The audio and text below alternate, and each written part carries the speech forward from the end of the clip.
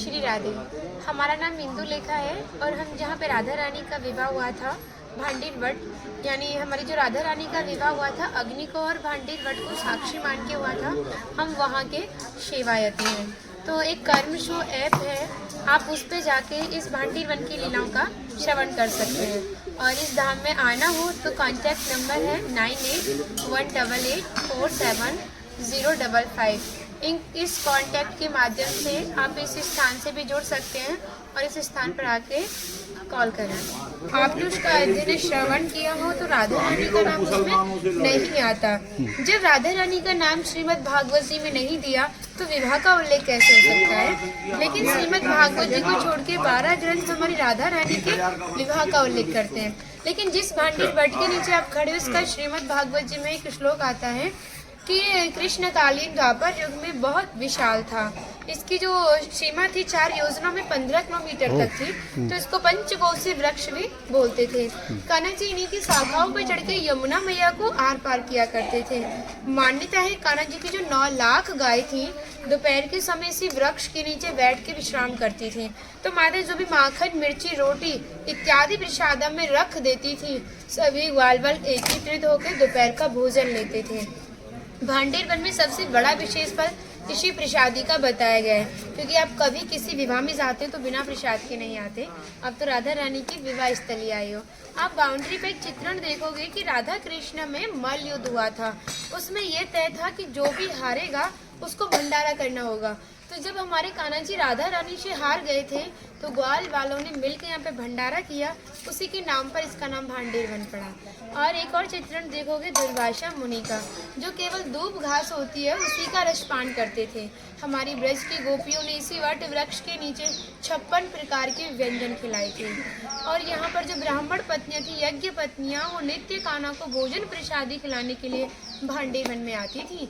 और ठाकुर जी ने तो ब्रजवासियों से टूक मांग के पाए थे, तभी नाम दिया था मधुकरी। आपने संत महात्माओं के मुंह से ये शब्द सुना होगा, मधुकरी का मांग के पाना ही मधुकरी कहलाता है। तभी शास्त्रों में ब्रजवासियों को अपना हृदय बताया और कहा कि जब तक ब्रजवासी की कृपा नहीं होगी, हमारे ठाकुर जी की कृपा बहुत दूर की बात है। यानी सर्वप्रथम ब्रजवासी की कृपा होना बहुत ज़रूरी है, जब हमारे ठाकुर जी हमारे ऊपर कृपा करते हैं। जो कृपा भक्ति की कृपा का रास्ता है ना, वो ब्रजवासी से होके ठाकुर जी तक जाता है। क्योंकि ब्रजवासी पिछले जन्म में इतनी भक्ति पुण्य करके तब ब्रज में जन्म लेता है। तभी हमारे ठाकुर जी ने ब्रजवासियों को सर्वोपरि माना और अपना हृदय बताया। और हमारी राधा रानी ने स्कंद पुराण में इस स्थान के बारे में ये कहा था कि जो भी गुप्त वृंदावन आएगा वो मोक्ष को प्राप्त होगा। यानी भांडीर वन को ही उन्होंने गुप्त वृंदावन कह के संबोधित किया। तो कान्हा बोले तुम इतनी बड़ी बात को कह रही हो, लोग पाप करेंगे, सीधे दौड़े भांडीर वन चले जाएंगे, क्योंकि आपने तो मोक्ष धाम ही भांडीर वन को कह दिया। तब हमारी राधा रानी ने कहा नहीं कान्हा, मैं जिस पर विशेष कृपा करूंगी, जिसके प्रति मेरी भक्ति भाव दोनों सच्चे हैं और भक्त मेरी शादी में उपस्थित है।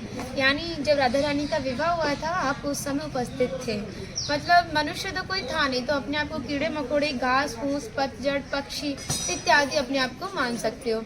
जो भक्त उनकी शादी में उपस्थित था वो भक्त कई बार वृंदावन आएगा, जब जाके गुप्त वृंदावन आएगा और डायरेक्टली नहीं, किसी ना किसी के माध्यम से। इस स्थान तक पहुंचने के लिए माध्यम का होना बहुत ज़रूरी है। और जो भी इस भांडीर वन में प्रवेश करेगा, जो कान्हा ने हमारे भांडीर वन के अंदर 14 लीलाएं की हैं, उनके दर्शन मात्र का फल प्राप्त होगा। और जो भी यहाँ की एक किनका प्रसादी पाएगा और एक रात्रि निवास करेगा, वो इस ब्रज गौलोक धाम से ठाकुर जी के गौलोक धाम में जाएगा। क्योंकि इस भांडीर वट का दर्शन करो, जैसे ब्रह्म वैवर्त पुराण है उसमें भी इस भांडीर वट का वर्णन दिया है कि गौलोक धाम में ब्रजा नदी के किनारे भांडीर वट है। यानी यमुना मैया का नाम ही गौलोक धाम में ब्रजा है। तो यहाँ पे भी यमुना मैया के किनारे आप एक भांडीर वट का दर्शन कर सकते हैं।